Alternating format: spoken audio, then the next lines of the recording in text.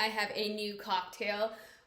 One of my own creation. I also don't have a face on. I always try to do these when I've done my makeup, but I was dressed and I had the time, so I figured I would do it. Right now, let's just applaud me for getting this book review done, because it is one that I've been meaning to do for a week, over a week and a half maybe, and the longer I wait, the worse it's gonna get.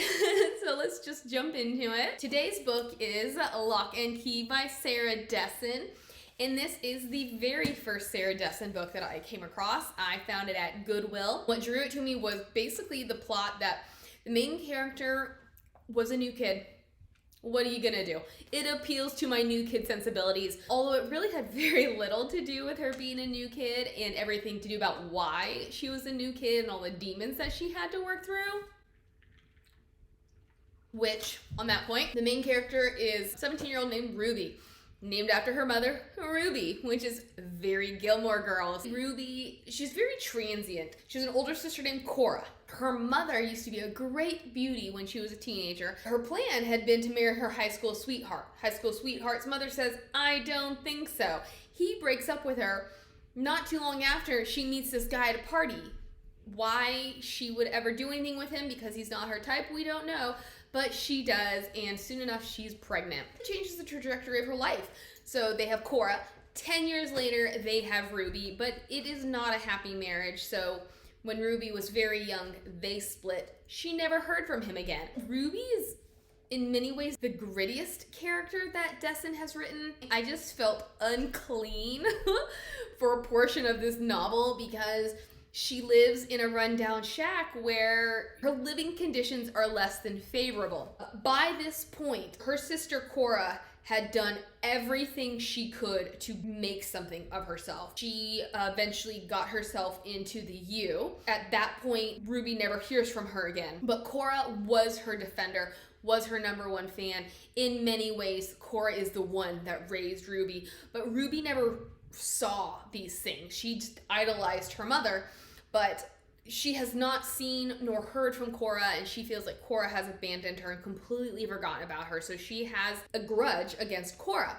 However, when we open up with this novel, her mother has abandoned her, and she is now living with her estranged sister and her sister's husband, Jamie. A little spoiler, this is a thread throughout the majority of Dessen's books, is she created her own Facebook, basically, and she called it Yumi.com. Cora's husband, Jamie, is the founder, the CEO of Yumi.com, so they are very wealthy. Cora is actually a lawyer, and she works with the public defender's office, so her upbringing is kind of what she ended up dedicating her life to.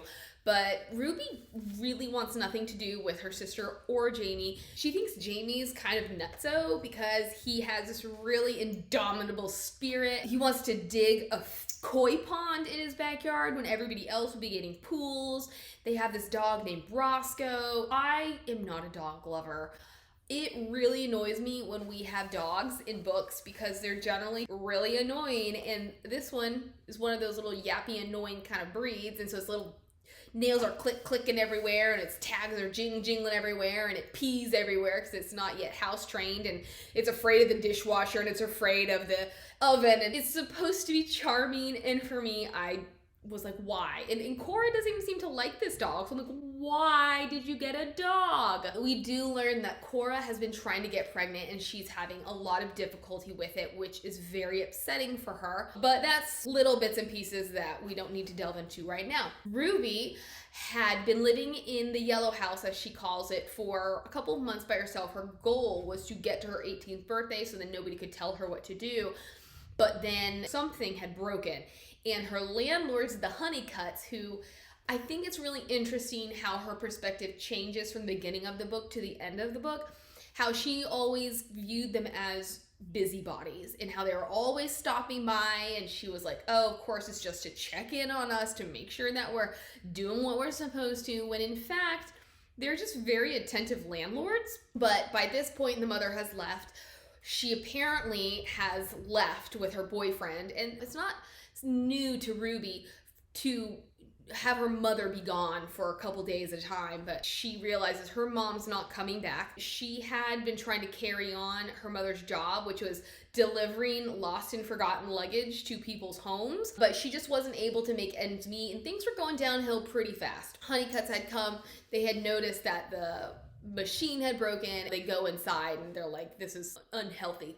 This is not a good living condition. It's figured out that Ruby's on her own and she's not allowed to be on her own. So they place her in a temporary housing situation until they're able to find Cora. Ruby is a fish out of water, to put it mildly. Her whole world is uprooted, and she now has to go to the highfalutin prep school Perkins Day rather than Jackson High, which is another key setting throughout Dessen's books. At her new school, she meets another girl named Olivia, who had also gone to Jackson. She meets Olivia because they share English together, but they don't really have anything to do with each other because Olivia is stuck in her past at Jackson. She also came to Perkins Day against her will. Her dad wanted a better education for her, so he basically forced her to get a scholarship and to go. But her whole life is at Jackson. You knew that Olivia and Ruby were eventually going to converge, but for now, they have this English class. And one of the first things that happens in this English class is they are assigned an oral project. In this oral project, everybody draws a word. What they're supposed to do with that word is figure out what it means to them. Wouldn't you know, Olivia gets money or wealth or whatever, and Ruby gets family, which this is definitely an eye roll moment. It's one of those where you saw it coming from a mile away, but it was also necessary for the development of the novel, so I will accept it. And of course, she can't believe she got that word. Like, of all words, why does she have to define family? Because she doesn't even know what family means. What they're supposed to do is they ask people, what does this mean? You find the dictionary definition, and over time you compile all these answers until you have an answer of your own, which I will read when we get to the end of the novel, because honestly, it continued to slip my mind. Because this was the foundation of everything, but it wasn't a huge player in the game. On Ruby's first night at her new home, she says, I'm getting out of here. So she's waiting and waiting and waiting for Jamie to go to bed, and this dude just won't go to bed. So finally, the lights go out, and she's like, it is my time. Obviously, I don't have the proper conceptualization of how this backyard works. She can't go out the front for some reason. Jamie had gone to walk the dog. I guess it was too obvious if she went out the front. But then going out the back had its own challenges. So she's running to the fence that separates theirs from the house behind them, only for, I guess, Jamie to have come back from the walk with Roscoe, and now Roscoe's coming out the back and is like gonna bust her. And I'm like, if you just want to walk, why are we letting the dog go back outside? I'm not here to criticize. I'm just here. She's unsuccessful in scaling this fence, but who she does meet is her backdoor neighbor, Nate Cross, who is also in her grade. He's a swimmer, so that's what he's been doing. He's been out in the dark, swimming laps in his pool. He kind of saves her butt because Jamie hears Roscoe, and so he comes out to investigate, and there we go. Next thing we know, Jamie and Cora are telling her that they have arranged a carpool with Nate. She's like, I'm not carpooling with Nate. I'll just take the public bus system. And they're like, there is no public bus system. That will be so far out of your way. She's like, I'm stubborn. I'm gonna make it work. No, she hits that snooze button again. So her only option is to take a ride with Nate. And this is where we meet Gervais. Gervais is like a child genius, so he's about 12 years old or something. And he's pretty gross, pretty annoying, pretty well suited to his age. He's a good character. But he makes all these comments about how she smells and how she looks and what he thinks. And of course, Nate thinks that he's got a crush on her, which it turns out he doesn't have a crush on her. He has a crush on Olivia. But that's neither here nor there. We learn from Gervais because Ruby has a Pop-Tart or something. He's like, you're not allowed to eat. Oh, she has a muffin. He's like, you're not allowed to eat in the car. Only girlfriends can eat in the car. So this is where we learn about Heather, She and Nate had been the golden couple ever since freshman year, but they had recently broken up and nobody knows why. After school, she decides instead of going home, she's gonna go visit her situationship, Marshall. She makes it very clear that she and Marshall are not together. They are just together, and they have this very convoluted relationship where they don't give enough of themselves to get hurt by the other person. That's just how things work. She goes to Marshall's, they do some stuff, they do some more stuff. She wakes up and he is getting ready to go to work, which, side note, he is roommates with Rogerson. So if you know who Rogerson is, he is from the very first book. So can I just say how surprised I am to find him here? If you don't know what that means, you just gotta go back to the first book. It's Dreamland. He hands her her keys and he's like, oh, you live in whatever the neighborhood is called. You know, that's super fancy. That's really rich. And she's like, no, that's just where my sister lives. That's not where I live. Another point here is she has a key around her neck on a chain. So she wears it all the time. It is the key to the yellow house. And it was really just out of necessity that she had this key on a chain. But now it is her touchstone to her old life. Is the thing that ties her back to who she feels she really is. At some point, she goes on errands with Nate because Nate's dad, Blake, owns a company called Rest Assured.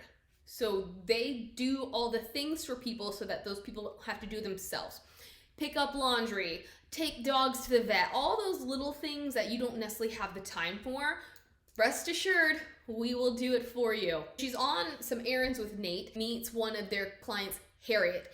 Harriet is a jewelry designer. She has a kiosk at the local mall, and she is hopped up on coffee. There's something about this lady that her nerves are always jangling. Turns out she came from a wealthy-ish family, turned her back on all of their hopes and dreams for her to be a jewelry designer, and so she's just kind of off on her own, trying to make things work. And then she has this like pseudo romance with the vitamin guy, Reggie, who has the kiosk next to her. And so there's this cute little undertone of their romance of how obvious it is that Reggie likes her, but she won't give him the time of day. And she's just a control freak. But she ends up working for Harriet. Harriet sees this key on the chain and makes this whole line of jewelry for it, and it explodes. And you will see that throughout Dessen's books. Ruby is beat-bopping along, resisting the change that is her new life, as well as resisting this relationship with her sister because she blames Cora for everything. There's another moment where she goes to see Marshall, but she is given money by Jamie. It was Cora's idea. Cora had wanted to do a girls' trip and go to the mall and just have all this fun together, but because she and Ruby had been butting heads, she just said, Jamie, you go be the messenger. She goes to ask Nate how to get to the mall, and on the way there, she's like, I'm just gonna stop by Marshall's again. And of course, in my head, I'm just like, this is a terrible decision. All this money that you were given for clothes is now just gonna go to all these drugs that you're gonna buy and blah, blah, blah. Actually, she doesn't. She does some, and she does some, but then she goes to the mall. And so a little while later, Ruby goes with Jamie to a fish store where she has her first real encounter with Nate's ex-girlfriend, Heather. I like these conversations with Heather because there is something going on in Nate's personal life that nobody but Heather is aware of. So it's foreshadowing what Ruby will eventually learn. I like these little moments because it's all subtext where they're having discussions about fish, but maybe it really is more pertinent to Ruby's life as a whole, or perhaps to her relationship with Nate. They get home only for Ruby's old friend Peyton to be there. She's like, how did you know where I lived? And Peyton's like, oh, well, you told me. And she's like, I don't think I did, but I guess. And the thing about Peyton is she's a good girl gone bad. She is from a very wealthy home. She's a super preppy girl. And then she met one of Ruby's guy friends who got Peyton into drugs. And now Peyton, she's just kind of throwing her life away for these no goods. This is around the time where Ruby's kind of questioning who the people in her life are. Well, eventually Peyton leaves, and it's kind of awkward awkward, which is a good thing because I'm just about ready for Ruby to see the error of her ways and start taking showers. Even though by this point she's not at the yellow house and she does have access to a shower, and now she has clothes that fit her and don't have mildew on them from hanging on a line. And anyways, Olivia re-enters the picture. Apparently there is something going on with her and her boyfriend. She asks Ruby, do you know who my boyfriend would be cheating with? Ruby comes back with an answer for her. To this, Olivia's like, I owe you one. Later, Cora drops the bomb on Ruby that all this transientness was not Big Ruby trying to hide Ruby from her biological father or any of this other nonsense. It was basically to hide Ruby from Cora, because when Cora had left, she said, you do not touch her, you do not harm her, I will come after you if I know anything has happened. She basically is going to take Ruby away. Big Ruby is the one who does the leaving. She's not the one who's left. So she's already been left by her boyfriend, her husband, and her oldest daughter. Everything she does is now just to keep Ruby and Cora apart, and Ruby cannot handle this information that Cora has dropped on her. The fact that Cora had been looking for her for years. She tried to invite her to her graduation. She tried to invite her to her wedding. And Big Ruby had kept them from being together. She's reeling. She runs into Olivia, who has a pass to leave school because she has a cousin who, if you watched my review of Keeping the Moon, you will know who Kiki Sparks is. And this cousin, who is rather overweight, has gotten into the Kiki Sparks fitness kick. So she's begun running. She's feeling the aches and pains, and Olivia has to go get her or something. Anyways, she is gone to get this cousin, and Ruby convinces her to take her with. And she's like, hey, just drop me off here, because she knows that this is where some of her old buddies from Jackson would go when they're skipping school. Peyton's not there, Marshall's not there, but this other dude is there. So she gets drunk, she gets high, and she then goes to Marshall's. But guess who is with Marshall? Peyton. In one of her previous trips to Marshall's, she had noticed this box of chocolates. And now she gets there and she sees Peyton feeding Marshall these chocolates. Rightfully so, she freaks out. And so this is how we realize that Peyton knew where she lived, and this is how Marshall knew some things about her that she knew she had never told Marshall. And I thought this was a really interesting scene because Peyton has a point that Marshall's not Ruby's boyfriend and that Ruby keeps everyone at a distance. So how is Peyton ever going to talk to her about this? Well, at the same time, I'm totally Team Ruby, where I'm like, that's not a good friend. And these people in her life have no idea how selfish they are. This is really what officially separates Ruby from her old life and is kind of that midpoint of the novel. She then goes back to that field, drinks some more whatever with this guy, and passes out, only for Nate to come and find her and bring her home. Cora and Jamie are pissed. And like, first off, this is a violation of our agreement with child services to have you with us. Like, you cannot be doing this. Second, this was such a violation of our trust. And here is where Ruby sees herself in a bigger picture and how her behavior and how it affected Jamie and Cora is exactly how her mother's behavior affected her. Now she's kind of got her act together, and she's growing closer to Nate, which does lead to a dating situation of sorts. But before that, she is now entertaining the idea of college. She never saw herself going to college, but Jamie put it in her head and he made it sound feasible. But her one obstacle is calculus. There's no way I'm ever gonna get into college because this one class is going to tank me. Nate says, hey, why don't you let Gervais tutor you? And she's like, Gervais? And this is where we learn that Gervais likes Olivia, and he says, my method is proven and I will tutor you for free if you hook me up with Olivia. Ruby's like, I'm not gonna do that. I'm not gonna betray her that way. I'm not gonna trick her that way. So how about this? I pay you just like anybody else would pay you. And if you want to come eat lunch with us, feel free to come eat lunch with us. And if Olivia is there, Olivia is there. So now she's kind of growing this friend group. It's unconventional, but it works for her. And she and Nate are continuing to do these runs together. But Nate is now showing signs of whatever is going on in his home life. He has quit swimming. He's working all the time. He's kind of withdrawn from things.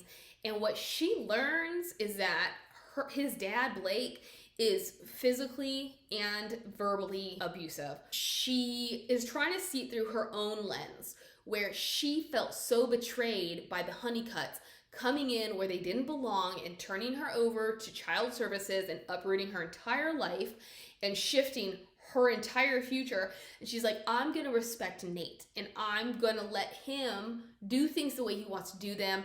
I'm going to do as he asks me to do and just keep it quiet. But it continues to escalate. And there's one particular event where she starts to say, I made the wrong decision. And so it's Thanksgiving. And people are like, yes, ma'am, we are going to take advantage of Rest Assured. So it's a very busy, very important day for them. And Nate accidentally forgets the key to a very important client's home. And it was because he and Ruby were kind of flirting, and for some reason he had taken the key off of his key ring and he had left it on the counter. She sees the marks on him and he reveals to her what had happened. And she's like, but that was my fault. And he's just like, stay out of it. They're kind of tentatively dancing around something, but because of his home life and his refusal for help, which, spoiler, this is why he and Heather broke up, because he wouldn't let her help him, and she couldn't stand watching him do this without help. It's escalating, and then it's Valentine's Day. Ruby absolutely positively cannot figure out what to get Nate for Valentine's Day. She feels all this pressure. They've arranged to meet between their two houses after he's done running all of his errands, and she ends up just getting him this really lame gift card to a music store, which one thing I really like about these books is the nostalgia that they bring back and the fact that we still had music stores in 2008. I mean, those are basically dinosaurs these days. Anyway, so she's there with her wimpy gift card and he never shows up. When he finally does show up, she sees marks on him again because he did something that did not please his father. Now, the thing is, his parents had divorced some years prior. Mother lives in Arizona and had gotten remarried and has new kids and whatnot, but he feels like she kicked him out. Like, she did not want him to be part of her new life, which is why he is now in North Carolina living with his dad. He just doesn't feel like he belongs anywhere. Ruby says, you're not going to let me help you, and you're not going to let anybody help you, so I can't stand by. I can't be a part of this anymore. So they break up. Fast forward, and he disappears. Nobody knows where he is. We have learned that, rest assured, that Blake has been swindling people out of their money because he had set up an InstaPay and he was charging more than he should. And he had also, prior to Ruby entering the picture, had gotten Jamie to invest a certain amount of money in something that went nowhere. And now all he does is hound Jamie because he's always broke. He always needs money, which I kind of would have liked a little bit more of that. Who was Blake Cross? Why was he such a bad businessman? So I could see why he's so angry and why he's taking it out on Nate, just because of the stress of and the finances. Not that it's okay, but like, I could understand where the anger is coming from, but is that also why Nate's parents split up? How has Blake Cross been successful in any case that he could live in this house, in this neighborhood? Ruby realizes that she knows where Nate is because on one of their errand jaunts, he had taken her to this apartment that never seemed to be occupied. So she goes, she finds him, she arranges for Cora to help him out. He is gonna go and spend the rest of the school year / summer in Arizona with his mom, at which point he will then come back and he will go to the U and possibly rejoin the swim team, maybe get a scholarship, who knows. So this is the end. She takes off her key, puts the key to Jamie and Cora's on there instead, and she hands it over to Nate to basically say, you always belong somewhere. She had never opened his gift from Valentine's Day, and it turns out to be a pair of earrings that Harriet had made when she expanded her line, and she's like, oh, Nate always knew what I needed before I knew I needed it. She does get into the U herself, and her definition, what she comes up with family is, what is family? They were the people who claimed you, in good, in bad, in parts or in the whole. They were the ones who showed up, who stayed in there regardless. It wasn't just about blood relations or shared chromosomes, but something wider, bigger. Cora was right. We had many families over time. Our family of origin, the family we created, as well as the groups who you moved through while all of this was happening. Friends, lovers, sometimes even strangers. None of them were perfect, and we couldn't expect them to be. You couldn't make any one person your world. The trick was to take what each could give you and build a world from it. This then goes back into the idea that her mother shows back up. She is now in a rehab center.